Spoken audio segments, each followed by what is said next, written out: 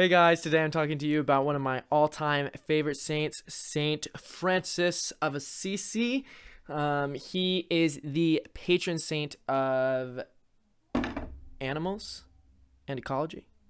And he's also one of the patron saints of Italy alongside Catherine of Siena, who, hey, is the person our church is named after. I have loved St. Francis for a very long time. He's my confirmation saint, big fan, very pro St. Francis of Assisi. When I was very little, my parents would make us watch these videos on saints, like the saint cartoons. I'm sure some of you probably had to watch these saint cartoons as well. There's like Fatima, Bernadette, Francis of Assisi, Francis Xavier. And anyway, I love the St. Francis one, and I loved it because of the opening scene, which to me growing up was so epic. It's a scene where the Pope is asleep, he's having a dream, and in the dream the church is falling apart. It's in ruins. And he's like, oh no, like, I don't know, what do we do? And he like gets closer, and there's someone holding up this church that is falling apart. And that person is none other than the little beggar from Assisi, Francis. I remember watching this. I'm like, yes, that's like what I want to be when I grow up. I'm not quite there. Still working on it a little bit, but someday we'll get there. But I loved it because it was epic and it was bold and it was just like, dang, like what a night for the Lord. It is awesome.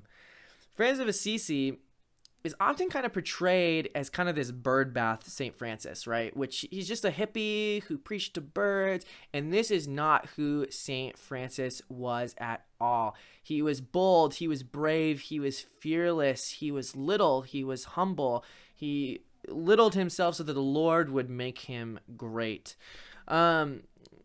Growing up, he really wanted to be a knight. He was very moved by tales of chivalry. He loved the stories of knights, fighting the forces of evil, rescuing fair maidens, traveling the world, doing these good and virtuous deeds. And Francis really wanted to do that. He really wanted to be a knight.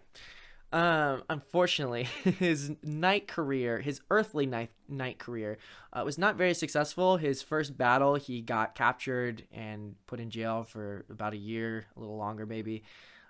His second encounter, his second battle, he got sick before the battle and had to go home.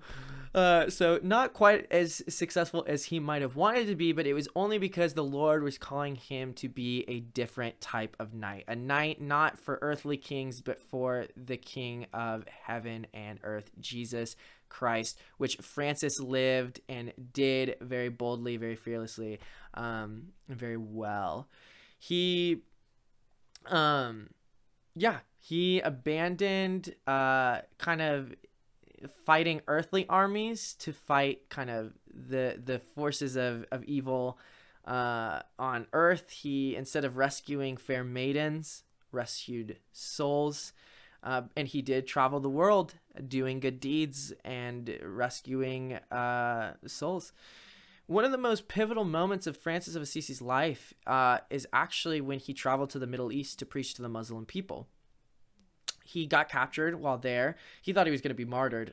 He got captured. He was tortured. He was beaten. He was brought before one of the sultans of Egypt, where this savage little friar preaches before the sultan and is like telling him his religion's wrong. He has the sultan tries to get the sultan to build a fire so he can jump into the fire to prove that his God is real. This is like a little feisty. This is a feisty little man, and it's bold and it's fearless, and he's doing it out of love for the sultan. Like he desires so much for the sultan to convert and know the love of Jesus Christ that he's like, I'm gonna jump in this fire. Like, I'm willing to risk that. I'm willing to risk to be burned alive to prove to you that my God is real and that he loves you, right? In the same story, because the sultan doesn't convert, lame. There's actually, it's said at the very end of the story that on the sultan's deathbed he converts, but who really knows? But anyway, in the same story, Francis leaves. The sultan tries to get him to stay, and he offers Francis all these riches and glories, but Francis only takes an ivory horn, which can still be seen today. He takes an ivory horn so that he can blow it to get people's attention so that he can preach to them the news of Jesus Christ. So he leaves the sultan. He comes upon a prostitute who invites him, to do prostitute things. And Francis of Assisi kind of trolls her. He's like, okay, yeah, I'll come along. And then bam, he performs all these miracles in front of the prostitute, converts the prostitute, who the story says like becomes a great instrument for the Lord in that part of the world. And then he just goes back to Assisi. He's like, okay, well, I've converted a bunch of people here. He travels there a little bit longer, but anyway, it's super interesting. Like the Sultan, he did preach before the Sultan, but also before the prostitute, right? He had time to preach to the hierarchy, to the leaders of the Islamic world, but also the leaders of the church, right? He went before the Pope at one point, but also he had time to preach to the leper, to the prostitute, right? He has this beautiful quote where he says, how can I call myself a friend of Christ if I do not cherish each and every person that he died for? Right? In the world of St. Francis of Assisi, the Sultan and the prostitute were both deserving of the Lord's love and the Lord's mercy. Francis, I think what he teaches us today the most is to reject comfort. He came from a very, very privileged background, and he left all that behind to become a beggar. And he lived a very hard life. He suffered. He was very sickly. He would get sick a lot. He got the stigmata, which means that he had the wounds of Jesus on the cross on him. So he'd feel that pain. He'd feel that suffering. While in the Middle East, he contracted an eye disease and was pretty much blind for the remainder of his life. He was hated by his family. His dad wildly persecuted him. A lot of people in Assisi wildly persecuted him. He was lonely at times. And yet he constantly preached about perfect joy. And I think in that he reminds us that the life of the Christian is not an easy one, right? It means sacrificing some pleasure. It means sacrificing things we might love, like friends or family who are not necessarily leading us to heaven. It means doing things that are hard, like preaching to people who don't want to hear it. Francis did that. He preached to the Muslim people when they probably, no one really likes you telling them their religion is wrong. And yet Francis did it, and he transformed hearts, and he led many people, including the prostitute, to the love of Jesus Christ. Right? Francis was a knight, and he was bold, and he rejected comfort he rejected the treasures of this world for the treasures of the next.